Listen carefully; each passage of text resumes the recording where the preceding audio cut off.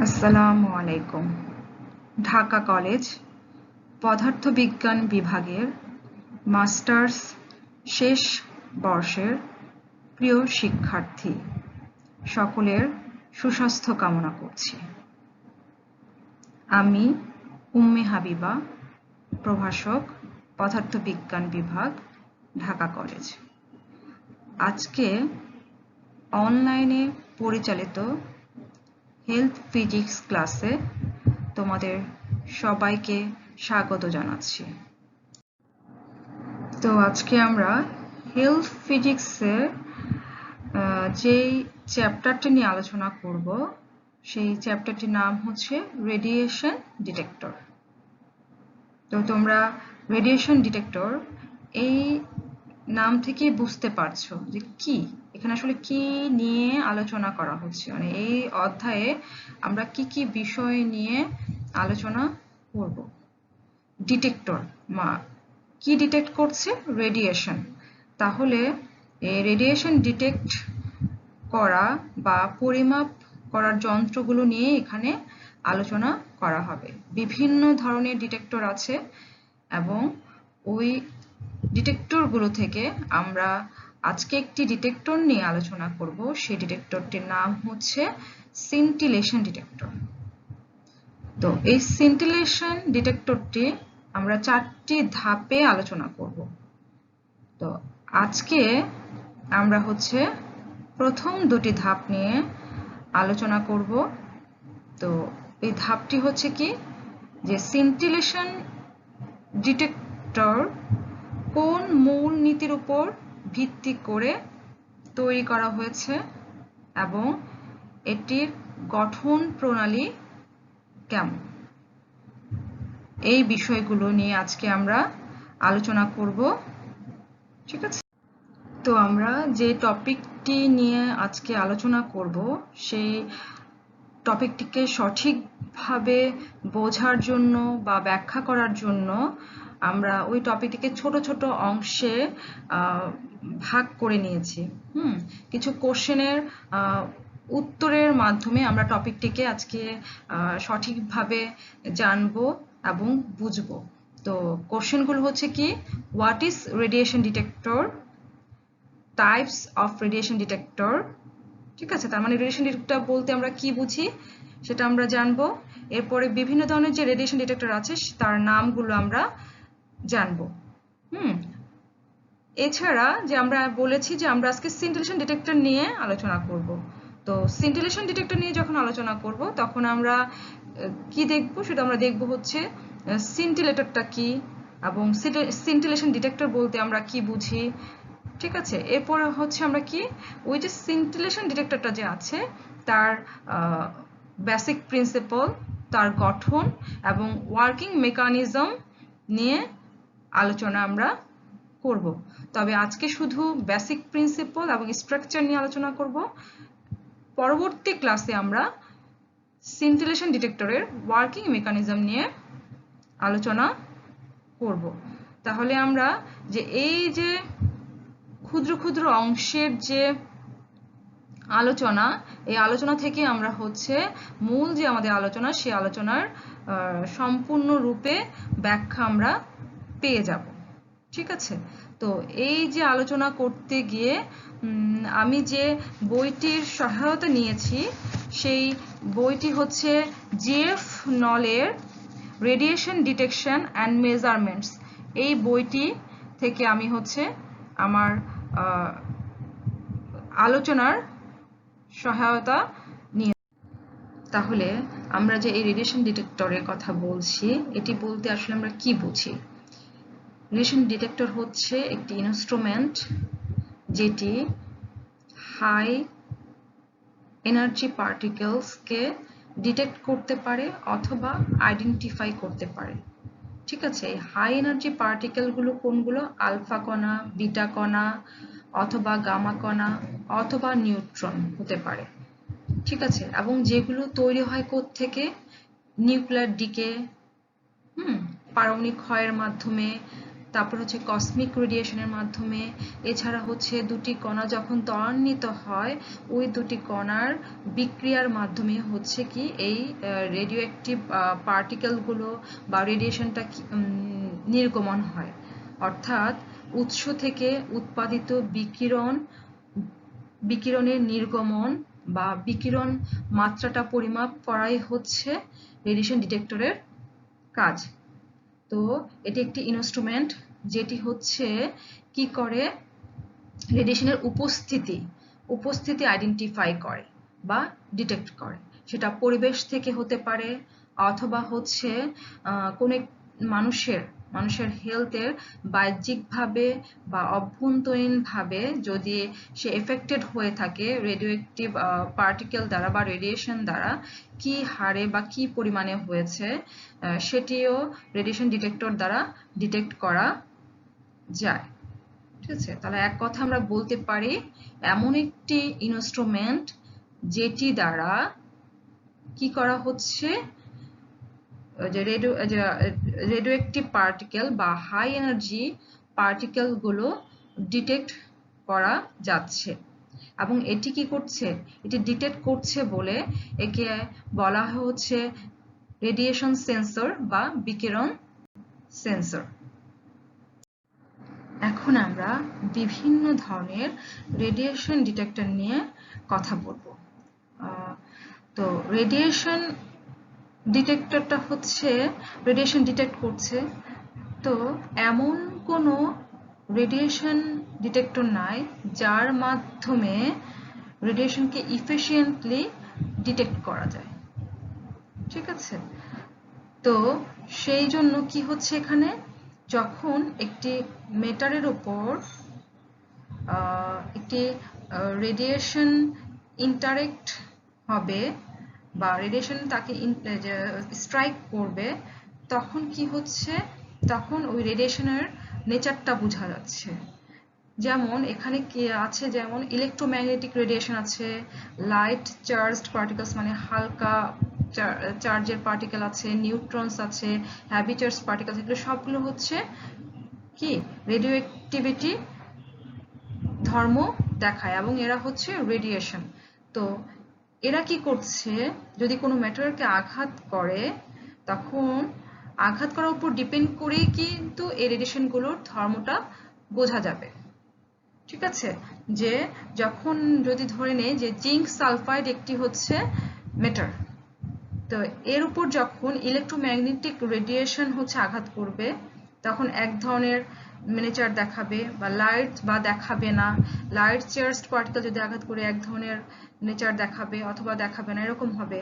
তো দেখা যায় যে এর সাথে ইন্টারেক্ট করার পর যে বিহেভিয়ারটা শো করবে এই রেডিয়েশনগুলো কোনো একটি মেটারের সাথে ইন্টারেক্ট করার পর, তার উপর ডিপেন্ড করে বলা যাবে যে ওই রেডিয়েশনটা আসলে কোন ধরনের রেডিয়েশন, সেটা কি ইলেকট্রোম্যাগনেটিক রেডিয়েশন, না লাইট চার্জ পার্টিকেল, না নিউট্রন, না হেভি চার্জ পার্টিকেল। ঠিক আছে, এই জন্য দেখা যায় যে কোনো একটি ডিটেক্টর একটা নির্দিষ্ট রেডিয়েশনকে ইফিশিয়েন্টলি মেজার করতে পারে। ওই ডিটেক্টর দিয়ে যদি অন্য একটি রেডিয়েশনকে মেজার করতে যাওয়া হয় তাহলে কিন্তু সেটা সম্পূর্ণ ইনঅ্যাপ্রোপ্রিয়েট হবে ওই রেডিয়েশনের জন্য, কারণ সেটা দ্বারা হচ্ছে ওই রেডিয়েশন ডিটেক্ট করা যাবে না। তো রেডিয়েশন ডিটেক্টরগুলো কি একটা নির্দিষ্ট বৈশিষ্ট্যের উপর ডিপেন্ড করেই কিন্তু তৈরি করা হচ্ছে। সেই বৈশিষ্ট্যটা কি, বৈশিষ্ট্যটা হচ্ছে ম্যাটেরিয়ালসের সেন্সিটিভিটির উপরে, মানে যখন কোনো একটি আয়োনাইজিং রেডিয়েশন ওই মেটারটাকে আঘাত করবে তখন সে কিভাবে সাড়া প্রদান করছে সেটার উপর ডিপেন্ড করে হচ্ছে রেডিয়েশন ডিটেক্টরগুলো তৈরি করা হচ্ছে। এবং এটার উপর ডিপেন্ড করে কিন্তু কি হচ্ছে, রেডিয়েশন ডিটেক্টরগুলো ডে বাই ডে ডেভেলপ হচ্ছে বা ডেভেলপ করা হয়েছে। এবং কি হয়, এই যে ম্যাটেরিয়ালের এনার্জি রেঞ্জের উপরও ডিপেন্ড করে থাকে। তো এই যে বিষয়টা, মানে এক কথায় হচ্ছে একটা মেটারের সাথে রেডিয়েশনের ইন্টারেকশনের ফলে যে ধরনের নেচার বা যে ধরনের সাড়া ওই ম্যাটেরিয়ালটি দেখাবে তার উপর ডিপেন্ড করে হচ্ছে রেডিয়েশন ডিটেক্টরগুলো শ্রেণীবিভাগ করা হয়েছে। তো আমরা এখানে বেশ কিছু রেডিয়েশন ডিটেক্টরের নাম বলবো, সেটি হচ্ছে gas field radiation detector, scintillation detector, semiconductor detector, neutron detector, tracks detectors, Cherenkov detector. মানে এগুলো এখানে প্রত্যেকটি ডিটেক্টরে কি কোন একটি নির্দিষ্ট রেডিয়েশন পার্টিকেলকে মেজার করে থাকে বা তার ভোল্টেজ পালস মেজার করে থাকে। তো আমাদের সিলেবাসের অন্তর্ভুক্ত হচ্ছে কি এই যেখানে 4টি ডিটেক্টর, সেটা কি scintillation detector, semiconductor detector, neutron detector, tracks detectors. ঠিক আছে, এই 4টি ডিটেক্টর আমরা আলাদা আলাদা লেকচারে বা পরবর্তী ক্লাসগুলোতে আমরা আলোচনা করব এবং প্রত্যেকটিরই কি হবে, কেন আমরা এটা ব্যবহার করছি, কোন রেডিয়েশন কে মেজার করার জন্য এই ডিটেক্টর ব্যবহার করা হচ্ছে, এর অ্যাডভান্টেজ কি, ডিসঅ্যাডভান্টেজ কি, তারপরে হচ্ছে এগুলো কিভাবে কোন মূলনীতির উপর ডিপেন্ড করে কাজ করছে এবং ওয়ার্কিং ফর্মুলা কি, এই বিষয়গুলো প্রত্যেকটির ক্ষেত্রে আলাদা আলাদাভাবে থাকবে। তো আমরা দেখলাম যে রেডিয়েশন ডিটেক্টর গুলো কি কি।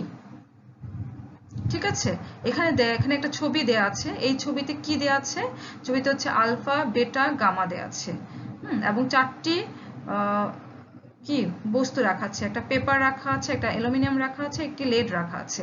দেখা যাচ্ছে আলফা কণা শুধুমাত্র পেপারকে ভেদ করতে পারছে, বেটা কণা হচ্ছে অ্যালুমিনিয়ামকে, আর গামা কণা হচ্ছে লেডকে। ঠিক আছে, এখন কোন একটি উৎস থেকে একটি রশ্মি আসলো, এসে যদি আমি কল্পনা করলাম যে কি হচ্ছে একটি লেড ধাতু নিলাম, এই ধাতুটি নেওয়ার পর কি দেখা গেল হচ্ছে যে আলফা কণা বিটা কণা সেটাকে ভেদ করতে পারে না, শুধুমাত্র গামা কণা ভেদ করতে পেরেছে। কিন্তু ওই উৎস থেকে যে রশ্মিটি আসছে সেটি যদি কি করে ওই লেডকে ভেদ করতে না পারে, তাহলে বুঝতে হবে সেটি আলফা কণা না হলে বেটা কণা। ঠিক আছে, এখন এই আলফা কণা না বেটা কণা তার জন্য আমাকে কি করতে হবে, এখন একটি অ্যালুমিনিয়ামের পাত সামনে রাখতে হবে। অ্যালুমিনিয়ামের পাত যদি রাখা হয় তাহলে সেটি যদি কি করে তাকে ভেদ করে যেতে পারে, তাহলে বুঝতে হবে সেটা বেটা কণা, আলফা কণা না। মানে এইভাবে মেটারের সাথে ইন্টারেকশনের মাধ্যমে রেডিয়েশন ডিটেক্টর গুলো কি করা হয়, তৈরি করা হয় বা করা হয়েছে এবং ডে বাই ডে এগুলোকে ডেভেলপ করা হয়েছে এবং তার ইফিসিয়েন্সিও বেড়েছে। এখন আমরা সিন্টিলেশন ডিটেক্টর সম্পর্কে একটু জানবো। তো কেন এই সিন্টিলেশন ডিটেক্টরটি আসলো বা তাকে কেন ডেভেলপ করার প্রয়োজনীয়তা দেখা দিল। ঠিক আছে, তো এই জন্য আমরা এর হিস্ট্রি সম্পর্কে একটু জানি। সেটি হচ্ছে কি, সেটি হচ্ছে 1903 সালে একই সময়ে ইংল্যান্ডের একজন বিজ্ঞানী ক্রুকস এবং জার্মানির একজন বিজ্ঞানী গিটেল, তারা দুজনের সমসাময়িক সময়ে কি রেডিয়েশন নিয়ে গবেষণা করছিলেন এবং গবেষণা করতে গিয়ে দেখেন তারা হচ্ছে জিঙ্ক সালফাইডের উপরে যদি আলফা কণাকে ইনসিডেন্ট করানো হয় বা তাদের মধ্যে যদি ইন্টারাকশন ঘটানো হয়, তখন ওই জিঙ্ক সালফাইড থেকে এক ধরনের ফ্ল্যাশেস অফ লাইট বের হবে। ঠিক আছে, আলোর ঝলক বের হচ্ছে। তো এই আলোর ঝলক বের হচ্ছে, তো তারা দেখতে পেলো যে আলোর ঝলক বের হচ্ছে, তো সেটা হচ্ছে দেখাও যাচ্ছে, আবার কি করা যাচ্ছে সেটা হচ্ছে কাউন্টও করা যাচ্ছে। ঠিক আছে, এবং তখন তারা এই আলোর ঝলকের নাম দিল হচ্ছে সিন্টিলেশন,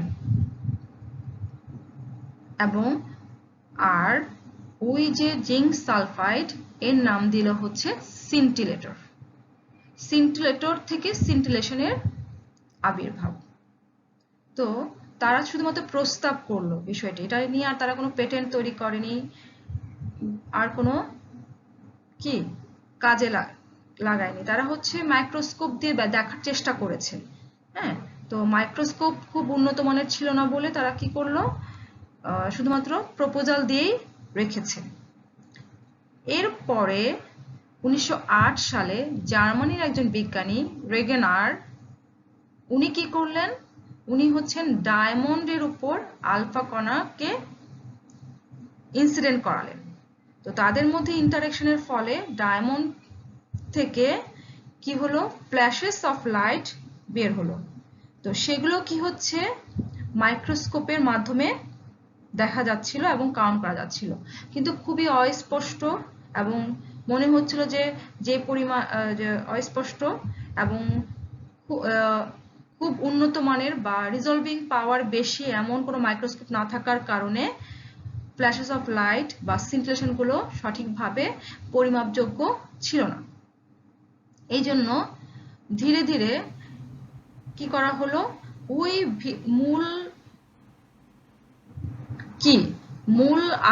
মূল বিষয়ের উপর ভিত্তি করে পরবর্তী সময় মনে হলো যে এই সিনটিলেশনটাকে কিভাবে ডিটেক্ট করা যায়। তো সিনটিলেশনকে ডিটেক্ট করার জন্য একটি ডিটেক্টরের প্রয়োজনীয়তা দেখা দিল। ঠিক আছে, তো মাইক্রোস্কোপ দিয়ে আর হলো না। তো মাইক্রোস্কোপের একটা ডিটেক্টর ছিল, কিন্তু সম্পূর্ণ সিনটিলেশনকে আর কি করা পরিমাপযোগ্য করানো যাচ্ছিল না। এই জন্য একটি সিনটিলেশন ডিটেক্টরের প্রয়োজনীয়তা দেখা দিল। তখন 1944 সালে স্যামুয়েল কাররান, উনি হচ্ছেন যুক্তরাজ্যের বিজ্ঞানী, উনি একজন ফিজিসিস্ট, উনি কি করলেন, এই আধুনিক সিনটিলেশন ডিটেক্টরটাকে আবিষ্কার করলেন। ঠিক আছে, এবং এখানেও কি ওই যে তারা যে কি করেছিল, একটি রেডিয়েশন একটি কিসের উপর, সিন্টিলেটর বা অনুপ্রভ পদার্থের উপর আঘাত আনবে এবং ফ্ল্যাশেস অফ লাইট উৎপন্ন হবে এই মূল নীতির উপর ভিত্তি করে, এবং এই উৎপন্ন ফ্ল্যাশেস অফ লাইট হচ্ছে একটি কাউন্টারে গিয়ে ধরা পড়বে। ঠিক আছে, এই যে টোটাল সিস্টেমটা, এই সিস্টেমটাই হচ্ছে সিনটিলেশন ডিটেক্টর। ঠিক আছে, এটাই হচ্ছে তার মূল নীতি। তার মানে হচ্ছে এনার্জি ইন করতেছে, লাইট আকারে আউট হচ্ছে এবং সেটা কাউন্টারে গিয়ে কি পরিমাপযোগ্য হচ্ছে। তার মানে একটা উন্নত মানের কাউন্টার তৈরি করা হয়েছে। তাহলে আমরা এখানে একটু দেখতে পাই, একটু খেয়াল করো, যে একটা রেডিয়েশন হলো এই সবুজ রঙের যে অংশটি, এখানে আমরা কি আলো দেখতে পেলাম, তাহলে এই যে আলোটিকে বলা হচ্ছে সিনটিলেশন, আর এই সবুজ রঙের অংশটিকে বলা হচ্ছে কি সিনটিলেটর। ঠিক আছে, তো এই টোটাল সিস্টেমটাকে মানে ভাগ করে দেখানো হয়েছে, টোটাল সিস্টেমটাকে বলা হচ্ছে সিনটিলেটর ডিটেক্টর। এই যেখানে নীল অংশটুকু, এটা হচ্ছে কাউন্টার, এই পালসটা এখানে কাউন্ট হবে। ঠিক আছে, তাহলে আমরা আবারও একবার বলি, সিনটিলেশন ডিটেক্টরের মূলনীতি হচ্ছে সে সিনটিলেশনকে ডিটেক্ট করবে। ঠিক আছে, কিভাবে ডিটেক্ট করে, সেটা হচ্ছে কোনো ম্যাটেরিয়ালের উপর যখন রেডিয়েশন ইনসিডেন্ট হয় তখন সেখান থেকে ফ্ল্যাশেস অফ লাইট বের হয়ে আসে, ওই ফ্ল্যাশেস অফ লাইটটাকেই কি কাউন্ট করা হয় কাউন্টারের মাধ্যমে। এই হচ্ছে সিনটিলেশন ডিটেক্টরের মূল নীতি। এখানে একটি সিনটিলেশন ডিটেক্টরের সম্পূর্ণ স্ট্রাকচারটি দেখানো হয়েছে। এটি অবশ্য একটি আধুনিক সিনটিলেশন ডিটেক্টর।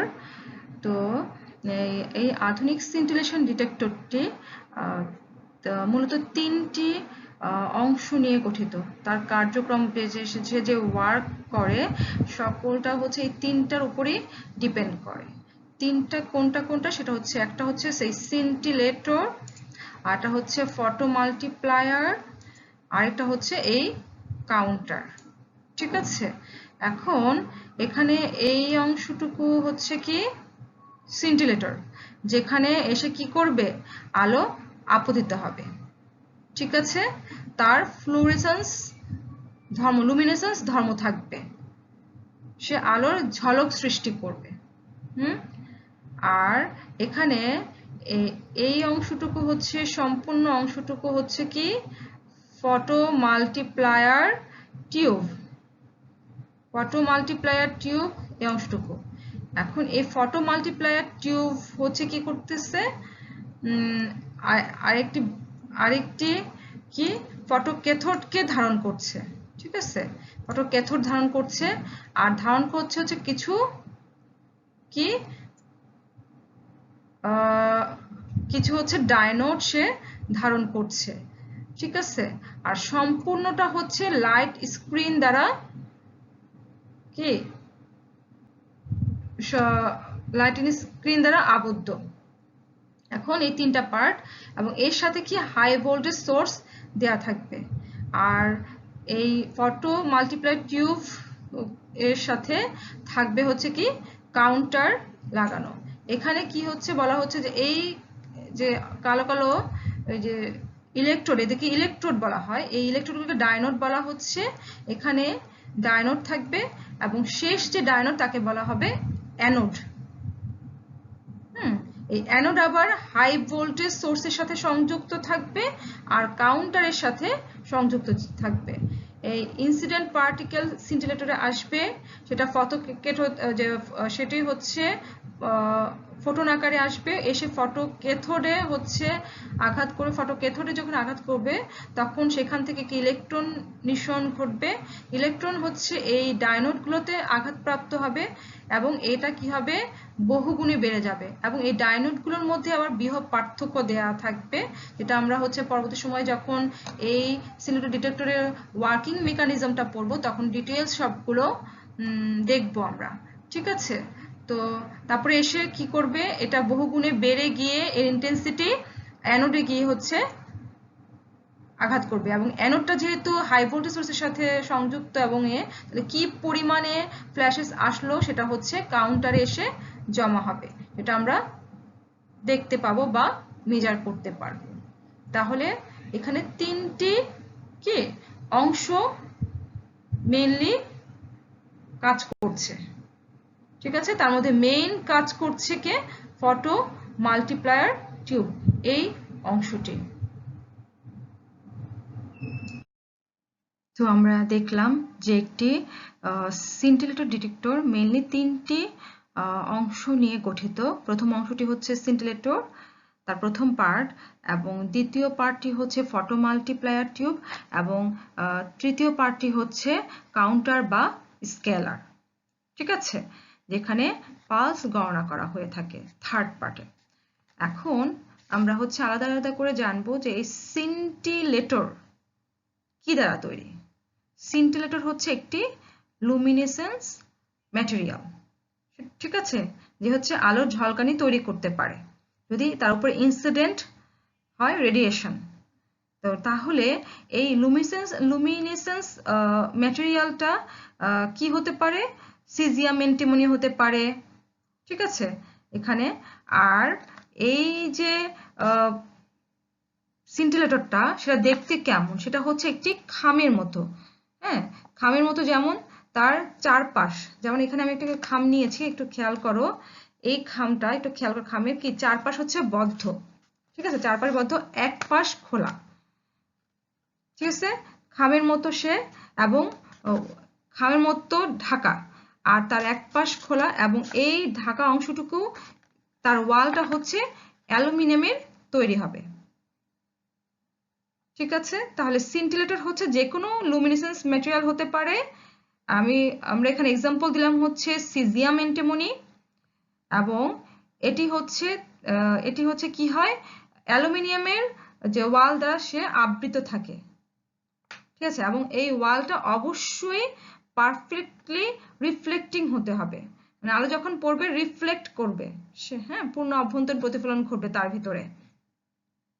আর এক পাশ খোলা থাকবে, তো এই পাশ খোলা যে পাশে, সেই পাশ থেকে কি হবে, শুরু হবে হচ্ছে ফটো মাল্টিপ্লায়ার টিউব। ঠিক আছে, আর এখানে লাগানো থাকবে হচ্ছে ফটো ক্যাথোড। তো তোমরা একটু চিত্রটিতে খেয়াল করো, এই যে সিন্টিলেশন ক্রিস্টাল, এটা যে কোনো ধরনের হতে পারে। এই সিন্টিলেটরটা অর্গানিক ক্রিস্টাল হতে পারে, ইনঅর্গানিক ক্রিস্টাল হতে পারে, ঠিক আছে, অথবা প্লাস্টিকও হতে পারে। এটাকে এই ফসফোরটা এর উপর ডিপেন্ড করে কিন্তু আবার কি হচ্ছে, মানে এক একটা রেডিয়েশন হচ্ছে যখন ইনঅর্গানিক ক্রিস্টাল থাকবে তখন এক ধরনের রেডিয়েশনকে সে ডিটেক্ট করতে পারবে, ধরলাম আলফা হতে পারে। আর যখন ইনঅর্গানিক থাকবে তখন আরেক ধরনের রেডিয়েশনকে সে ডিটেক্ট করতে পারবে। আর যখন প্লাস্টিক থাকবে, এই যে সিন্টিলেটরটার উপর ডিপেন্ড করেই কিন্তু রেডিয়েশনের নেচার কি হচ্ছে বের করা যাচ্ছে, যে সে কোন ধরনের রেডিয়েশনটা ইনসিডেন্ট হয়েছে, আমরা কোন ধরনের ফ্ল্যাশ অফ লাইটটা আমরা কাউন্টারে পাচ্ছি। ঠিক আছে, এটা গেল। এখন আমরা দেখব হচ্ছে কি সেকেন্ড পার্ট, ফটো মাল্টিপ্লায়ার টিউবটা গঠিত হচ্ছে কিভাবে। তো সিন্টিলেশন ডিটেক্টরের সেকেন্ড অংশটি হচ্ছে কি ফটো মাল্টিপ্লায়ার টিউব। এই ফটো মাল্টিপ্লায়ার টিউবটি হচ্ছে গঠিত কি দিয়ে, অনেকগুলো ডায়নোড দিয়ে। হ্যাঁ, তো এই যে এখানে এগুলো হচ্ছে ডায়নোড, এগুলো হচ্ছে ডায়নোড। তো এখানে যখন রশ্মিটি ইনসিডেন্ট করছে ওখান থেকে ফোটন বের হচ্ছে, ফোটন হচ্ছে ফটো ক্যাথোডে হচ্ছে আঘাত হানছে, ওখান থেকে ইলেকট্রন বের হয়ে আসছে, ইলেকট্রনগুলো আবার এই ডায়নোডসে এসে বহুগুণে বৃদ্ধি পেয়ে পেয়ে অ্যানোডে এসে পৌঁছাচ্ছে। ঠিক আছে, এখানে যে লাস্ট যে ডায়নোডটা থাকবে তাকে বলা হবে হচ্ছে অ্যানোড।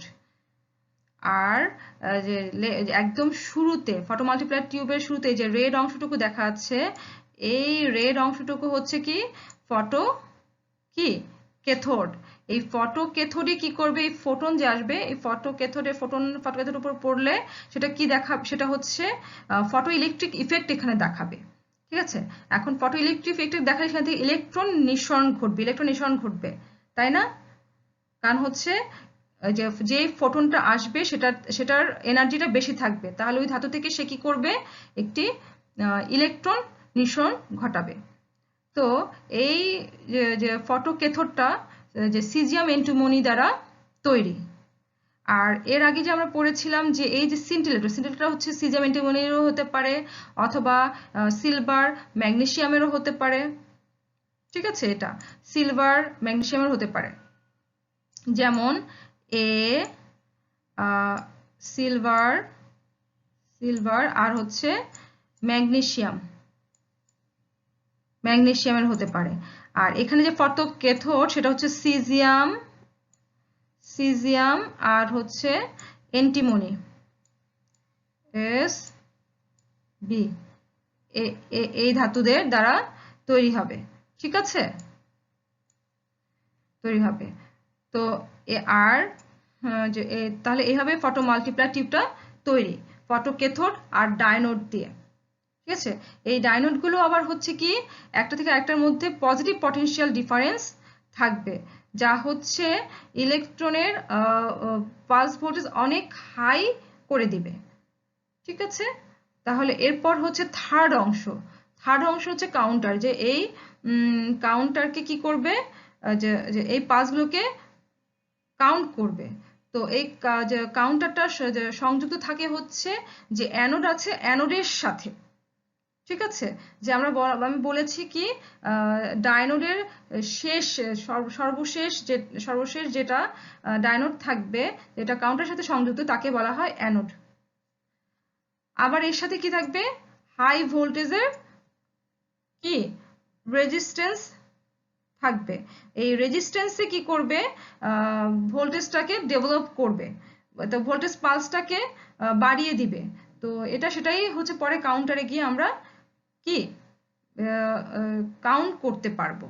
ঠিক আছে, তো এটাই হচ্ছে সেইভাবেই হচ্ছে কি একটি সিন্টিলেটর কাউন্টার বা ডিটেক্টর গঠিত হয়ে থাকে।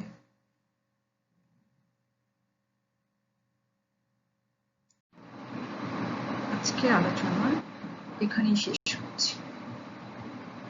আজকে যতটুকু আলোচনা করা হয়েছে আমি আশা করব যে তোমরা এই আলোচনাটুকু একটু ভালোভাবে পড়াশোনা করে রাখবে।